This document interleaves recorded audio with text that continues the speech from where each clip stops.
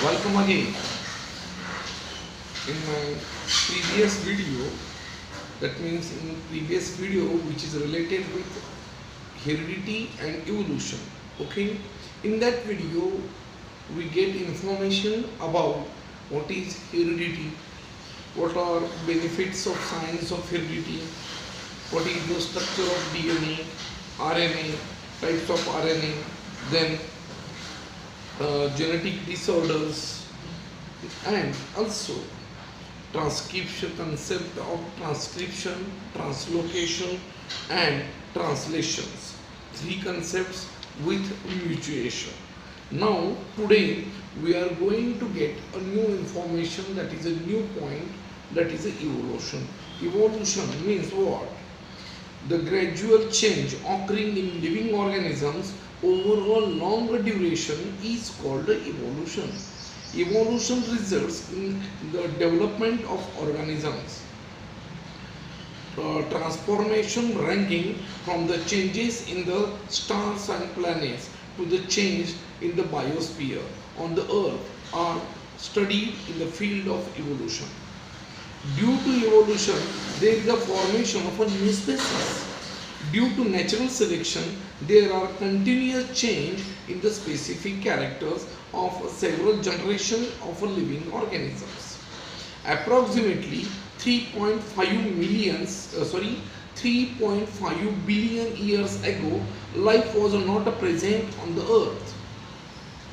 The living organisms have been developed according to following phases. Which are these phases? Simple elements, then organic, inorganic compounds, complex organic compounds such as protein, nucleic acid, etc. Then mixture of a different types of organic and inorganic compounds. First, primitive type of a cell, process to take up surrounding chemicals developed leading to the growth of cell in the numbers.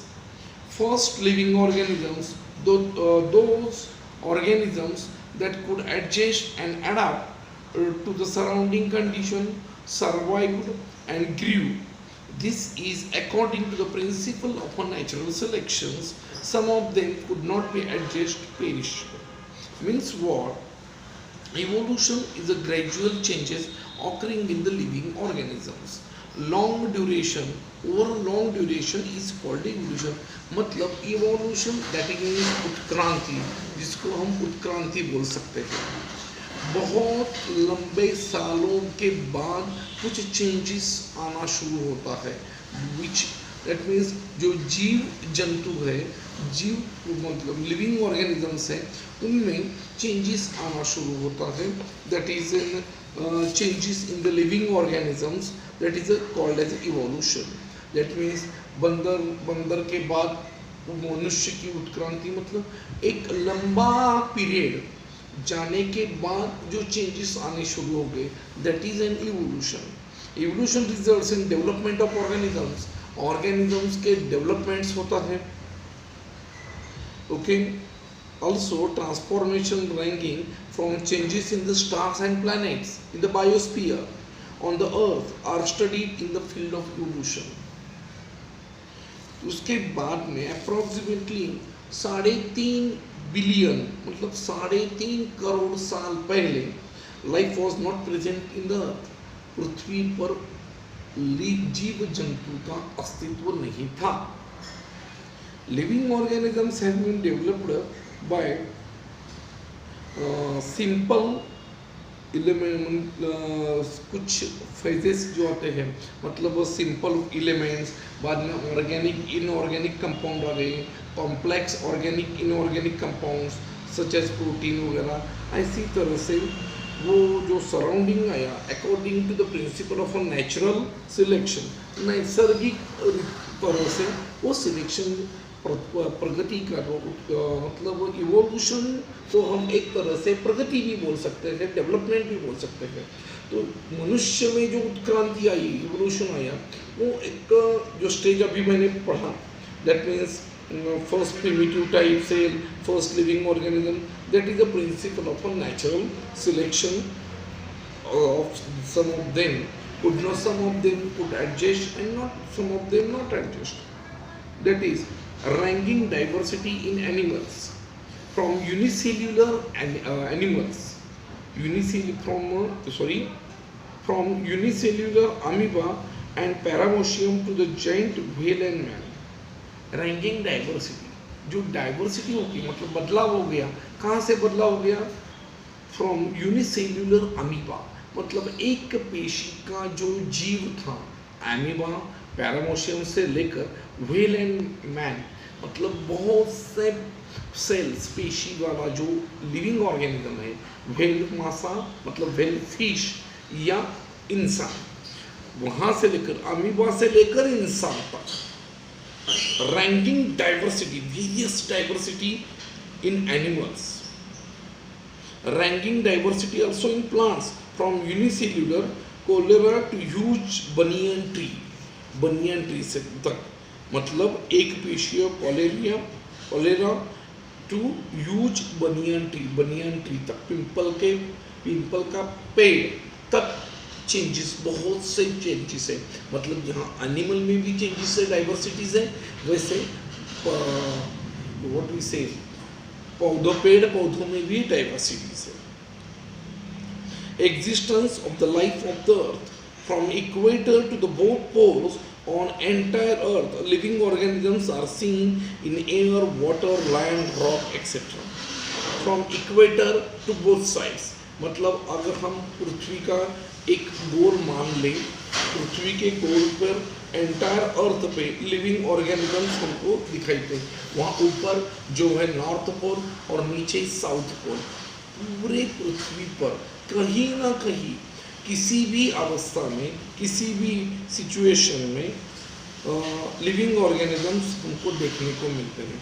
जब मान ले जैसे कि हवा में, पानी में और ज़मीन पर, पत्थरों में, like means air, water, rock, land etcetera. The theory of gradual development of living organism, theory of gradual development of living organisms is accepted world wide. दुनिया ने ग्रेजुअल जो डेवलपमेंट है लिविंग ऑर्गेनिजम्स का, उसी थ्योरी को accept किया है। Now I am telling the theory of evolution. First living material is the protoplasm which was formed in the ocean. This gave rise to the unicellular organisms in gradual time. Over the span of approximately 300 crore years, very gradual changes. That means in a theory of evolution, we saw the points of evolution. That means the changes, existence of a life on the earth. Theory, gradual development theory will accepted all over the world wide. Now we see theory of evolution. The first living material is protoplasm, which was formed in the ocean. This gave rise to unicellular organisms in a gradual time. मतलब पहली दफ़ा जो protoplasm नाम का जो material, living material मिला, वो समुद्र में मिला। वो यूनिसेल्युलर, मतलब उस टाइम, उस वक्त पे वो एक पेशीय मटेरियल था। Over the span of approximately 300 crore years, उसके बाद में 300 करोड़ साल का स्पान गया। Very gradual changes occurred in unicellular organisms which slowly evolved into the larger and more complex life forms. उसके बाद में 300 करोड़ साल के बाद में उसमें बदलाव आना शुरू हो गया। Unicellular organisms which are slowly evolved into the larger and more complex. All round and multidimensional changes occurred with the resulted in the evolution of different types of organisms. Means multidimensional changes occurred all round and multidimensional changes which resulted in evolution. Organizational evolution, the progressive developments of plants and animals over a very large time is called organizational evolution. हम organizational evolution किसको बोलेंगे? The progressive developments of plants and animals over a very large time, बहुत सालों के बाद वो बदलाव शुरू हो गया।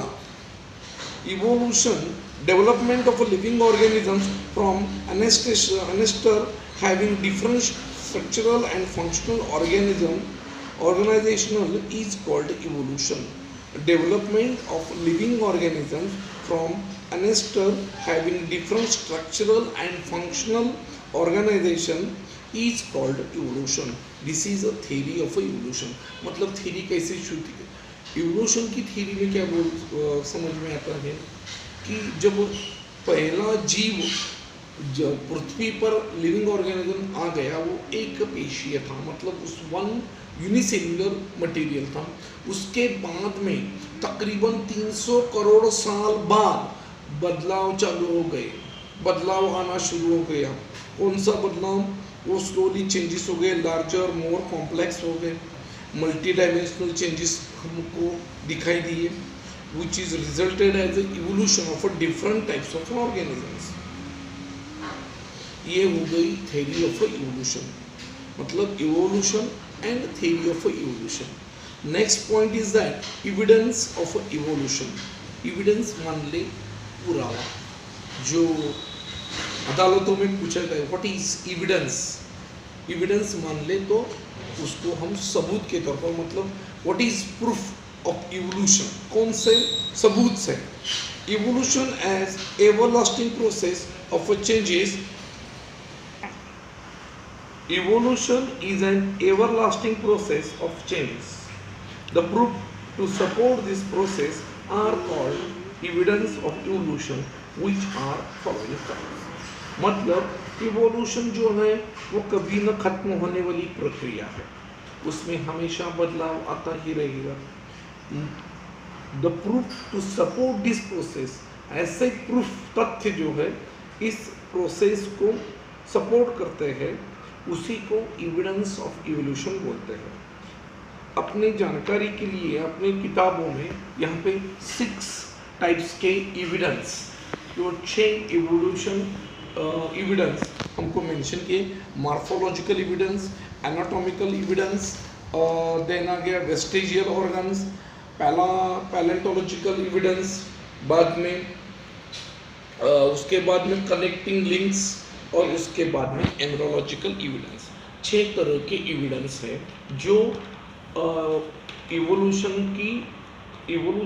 जो कंसेप्ट है उसको प्रूव करते हैं या उसको सपोर्ट करने में मदद करते हैं। पहला जो है morphological evidence. Similarities in the external and visible features are called morphological evidence. In animals, similarities in the structure such as mouth, nostrils and ear, fine position, ear pinna, position of eyes, thickly distributed body fur or hair. In plants, similar characters such as leaf shape, lip venation, lip petioles, etc. These similar features indicate that original of a different animals or plants group must be same having common ancestors. Morphological evidence के जरिए अगर हम पता करें, morphological evidence क्या बोलते हैं? Similarities, समानता, in external and visible feature, external जो बाह्य और दृष्टि से दिखती है features, called as morphological evidence. Morphological evidence in animals, similarities in structure, बहुत से ऐसे जानवर हैं उनमें स्ट्रक्चर में सिमिलैरिटीज है, such as mouth, nostrils, ear pinna, position of eyes, thickly distributed body fur और हेयर। मतलब हमने मेंढक पकड़ा तो मेंढक में समानता दिखाई देती है, उनके कान, उनके नाक, उनके नॉस्ट्रिल्स, उनकी जबान, मैक्सिमम सिमिलैरिटीज दिखाई देती है। In plants, similarities characters such as leaf shape, पत्तों का आकार, leaf venation and also leaf petioles etc. These similar features indicate that ये जो समान features है ये हमको बता देते हैं, ये indicate करते हैं the original of a different animal or plants group must be same having common ancestor. ये पहले सेम होना चाहिए क्योंकि उसके बाद में ये समान वैसे ही वैसे आना शुरू हो गया। मतलब मेंढक जो बकरी है उसके पहले भी वैसे ही बकरी होनी चाहिए, पेड़ जो है उसके पहले पेड़ इसी तरह के पेड़ ऐसे ही होने चाहिए, क्योंकि वो आगे ऐसे ही निर्माण हो सके. That is a proof, that is a morphological evidence. Then anatomical evidence: human hands, cat's four legs, flipper of a whale and patagium of a bat show different in different features. Humans hand, इंसान के हाथ, cats four legs मतलब बिल्ली के आगे के पाँव, flipper of a whale, जो व्हेल मासा है उसके जो हम बोल सकते हैं उसको कुल्ला बोल सकते हैं, कल्ले बोल सकते हैं उसके, व्हेल जो मच्छी है उसका, and patagium of a bat, जो विंग्स तरह के जो होता है, पैटेजियम ऑफ अ बैट मतलब जो अभी हम बोलते हैं बैट्स जो रात को दिखाई देते हैं, वटवाघुड़ करके मराठी में उसको बोल सकते हैं. Shows a difference in their features, ये क्या करते हैं, डिफरेंस उनके फीचर्स में शो करते हैं. These organs also have different uses, जो ऑर्गन है जो डिफरेंट ऑर्गन, डिफरेंस पहले दिखाते हैं लेकिन वो ऑर्गन के डिफरेंट यूजेस भी होते हैं. However, structure of a bones and bony joints in the organ of each of those animals shows similarities. However, structure of a bones and bony joints in the organ of each of those animals shows similarity. This is an indication that all these animals originated from a common ancestor. जो सभी जानवर हैं उनका common एनेस्टर मतलब पूर्वज तो common होना चाहिए, पहले का पूर्वज जो उनका है वो कॉमन होना चाहिए. थर्ड पॉइंट जो होता है, थर्ड एविडेंस मतलब पहला देखा मॉर्फोलॉजिकल एविडेंस, सेकेंड देखा एनाटॉमिकल एविडेंस, अभी थर्ड जो है vestigial organs. Vestigial organs the degenerated or underdeveloped organs which cannot perform any function are known as a vestigial organ. Degenerated or underdeveloped organs which cannot perform any function, जो organ कोई काम नहीं करता, कोई function नहीं कर सकता, उसी फंक्शन को हम वेस्टेजियल ऑर्गन करते हैं. मतलब जिस ऑर्गन, हमारे शरीर में जितने भी ऑर्गन्स हैं हर ऑर्गन का कोई ना कोई तो फंक्शन है, लेकिन जो ऑर्गन फंक्शन ही नहीं करता उसको हम वेस्टेजियल ऑर्गन्स बोलते हैं. Existing organ undergo gradual changes during the evolutionary process. So, thus they form new tissues, organs, etc. Existing organs, existing मतलब अभी जो organs है, undergo gradual changes, जो gradual changes बदलाव हो गया during evolutionary process, जो बदलाव की प्रक्रिया में उनमें जो gradual बदलाव हो गया उसमें से वो organs हमारे जो एनिमल्स है, प्लांट्स है या ह्यूमन बींग्स है उसमें वो ऑर्गन है लेकिन उसका कोई यूज नहीं है, ना कोई उनका फंक्शन है. Thus they form new tissues, organs. Under certain environmental conditions, such changes are necessary. However, some structures become useless in a newly changed condition. Due to natural selection, such structures undergo degeneration and after a very long time span they vanish. मतलब natural selection की वक्त में सच structures undergo degeneration, मतलब वो कम उनका जो organ था उसका महत्व या उसका काम कम होता गया और आफ्टर बहुत लॉन्ग टाइम स्पान, बहुत लंबी समय के बाद दे वानिश, दे खत्म हो गए. जैसे कि इंसान, बंदर के बाद इंसान, तो बंदर की जो पूंछ थी that is a vestigial organ. इंसान में उसको हम माकड़ हाड़, बंदर की हड्डी बोलते हैं जो अपने पीछे होती है, लेकिन that is a vestigial organ, it is a vanish. अभी वो खत्म हो गई. आपने को इंसान को पूंछ नहीं है लेकिन बंदर को पूंछ थी. वो जैसे जैसे डेवलप होता गया तो ये ऑर्गन्स वैनिश होते गए. दैट इज बहुत लंबी साइंस के बाद. Appendix may be useful for grazing ruminating herbivorous, but it is a vestigial for a man. Appendix may be useful for grazing, मतलब जो घास चरने वाले हैं उनके लिए अपेंडिक्स जो है वो यूजफुल है, जो शाकाहारी जानवर है उनके लिए, but it is a vestigial for human for man, मतलब इंसान के लिए वो वेस्टिजियल ऑर्गन है. Other vestigial organs in human body are tail bone, that is monkey, monkey की उसको ये बोलते हैं ना, muscles of ear pinna, muscles of ear pinna, इसका कोई यूज है नहीं एयर पिना का. Wisdom teeth and body hairs, body hairs और विजडम टीथ, उसको हम अक्कल दाढ़ बोल सकते हैं. उसका कोई यूज नहीं, उसका कोई फंक्शन नहीं, लेकिन वो बाद में आती है, उसके लिए उसको हम विजडम टीथ बोलते हैं. ये हो गए वेस्टिजियल ऑर्गन. वेस्ट है, वैनिश हो गए, काल. जैसे जैसे काम समय पर चलता गया, वक्त आगे जाता गया, ये ऑर्गन्स कम होते गए. समझ गए. अभी चौथा जो है पैलेंटोलॉजिकल एविडेंस. पैलेंटोलॉजिकल एविडेंस, उसके अंदर में हम 3-4 मुद्दे, 4-5 मुद्दे हैं वो हम देख सकते हैं. Fossils are remnant of living organisms on their impression which are preserved deep down in the earth's surface. Various natural calamities buried organisms. In this way, fossils throw light on the evolutionary process as they offer a direct evidence of evolution.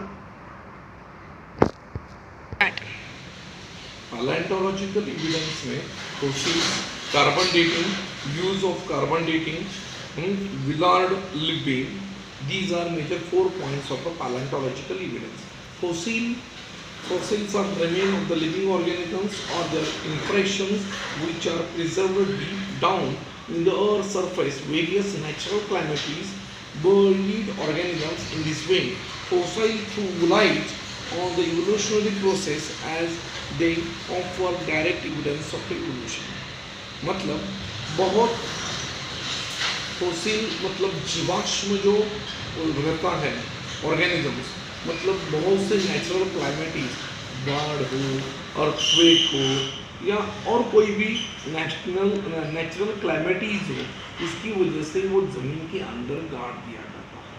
उसके अंदर वो मतलब उसके धरती के अंदर उसको मतलब बहुत से गाड़ने के बाद जब उसको खुदाई के वक्त उसके कुछ सबूत मिलते हैं, एविडेंस, उसकी हड्डियाँ या और कुछ सींग, उसके मुंह का, उसके जरिए हम उसकी तलाश करते हैं. That is a fossil evidence. Then carbon dating, it is very important. Carbon dating is a technique to understand age of fossil. मतलब वो जीवाश्म जो, सपोज मान लीजिए कि किसी जानवर या इंसान का हड्डी का टुकड़ा या कुछ सबूत के तौर पर कोई ऑर्गन मिल गया, तो वो कितने साल पुराना है ये समझने के लिए कार्बन डेटिंग का यूज़ करते हैं. जैसे कि हमने कुछ साल पहले डायनासोर के बारे में हमने देखा, उसकी मूवीज़ आई, उसकी किताब आई, उसमें हमको जानकारी मिली कि इतने करोड़ों साल पहले डायनासोर पृथ्वी पर हुआ करते थे. लेकिन इतने करोड़ों साल पहले मतलब किस कौन से सबूत के तौर पर उन्होंने बता दिया कि डायनासोर मान लीजिए 1 करोड़ साल पहले पृथ्वी पर थे. 1 करोड़ साल पहले डायनासोर थे, कैसे थे?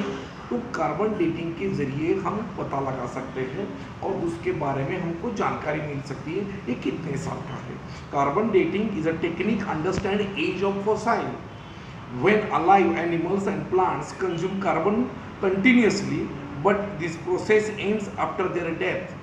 मतलब कोई भी जानवर या वनस्पति जब तक जीवित रहती है वो कार्बन को कंज्यूम करती है. वो व्हाट वी से पौधा, कोई जानवर या कोई पौधा अगर वो मर जाने के बाद उसकी कार्बन कंज्यूमिंग की प्रोसेस खत्म होती है, वो नहीं कर सकती. Later their body in the form of, उसके बाद में वो बॉडी C14 और C12 undergo continuous decaying process. C14 जो है कार्बन 14 वो डिकेइंग प्रोसेस में लगती है और C12 is not radio active, वो रेडियो एक्टिव नहीं है। Therefore the ratio between C14 and C12 changes continuously. By calculating the following three aspects, age of fossils can be determined by knowing the time passed since the death of a plant or animal, measurement of radioactivity of a C14, the ratio of C14 to C12 present in the body. अपने शरीर में किसी जानवर या किसी पौधे के शरीर में वो मृत होने के बाद C14 मतलब कार्बन 14 और कार्बन 12, C14 जो है अंडर डिकिंग प्रोसेस में लगाता है और C12 जो है वो रेडियो एक्टिव नहीं है। उसका जो रेशो है C14 और C12 का किसी जानवर में या किसी वनस्पति में जो रेशो है उसके ज़रिए कैलकुलेट करके हम उसका एज बता सकते हैं। Then uses of a carbon dating, इसका भी आपको एग्जाम में क्वेश्चन पूछा जाएगा। What are uses of a carbon dating? Study of a paleontology, understanding anthropology, determining age of human fossils and manuscripts, calculating age of fossils and placing them in a geological time scale, deducting the information about the former organisms. Example, investigator gave rise vertebrates gradually during evolution. And last point related with the paleontological evidence, that is a Willard Libby. Willard Libby developed the technique of a carbon dating. Willard Libby नाम के शास्त्रज्ञ जो थे उन्होंने इसके ऊपर की technique खोज निकाली। कौन सी टेक्निक? कार्बन डेटिंग की टेक्निक जो है उन्होंने खोज निकाली, dating method which is based upon radioactive DK of a naturally occurring carbon 14। Radioactive DK of naturally occurring carbon 14, carbon 14 का जो रेडियोएक्टिव डीके है उसके आधार पर उन्होंने ये टेक्निक खोज निकाली। For this contribution he was rewarded Nobel Prize in 1960। उसके लिए उनको 1960 में नोबेल प्राइज से नवाजा गया। In general, radiocarbon, the data about ages of materials determined is compiled and published. Radiocarbon, the data about ages of material determined and compiled and published. Then, जो पांचवा evidence है, मतलब हमने अभी क्या लिखा? Morphological evidence, anatomical evidence, then vestigial organ, then palaeontological evidence. Now next अभी दो एविडेंस बाकी है, एक कनेक्टिंग लिंक्स और embryological evidence. Some organisms share morphological character of two groups and hence they called as connecting links. Okay, peripatus, duck billed peripatus and lungfish means what? It shows character of Annelida and Arthropoda, and thus it is connecting link between two phyla, Annelid characters and Arthropoid characters.